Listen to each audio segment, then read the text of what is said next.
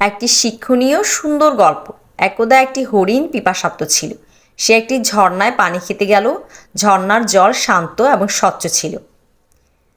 হরিণটি ঝর্ণার পানিতে তার প্রতিচ্ছবি দেখতে পায়।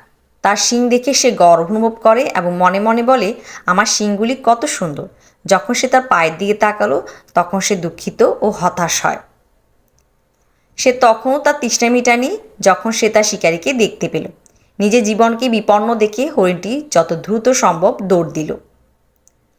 শীঘ্রই হরিণটি শিকারী দৃষ্টির বাইরে চলে গেল। সে একটি ঘন জঙ্গলে পৌঁছল, কিন্তু দুর্ভাগ্যবশত তার শিংগুলি একটি ঘন ঝোপের মধ্যে আটকে যায়। সে তার শিং ছাড়ানোর জন্য যথাসাধ্য চেষ্টা করলো, কিন্তু পারল না। এরই মধ্যে শিকারী ছুটে এসে তাকে ধরে ফেলে।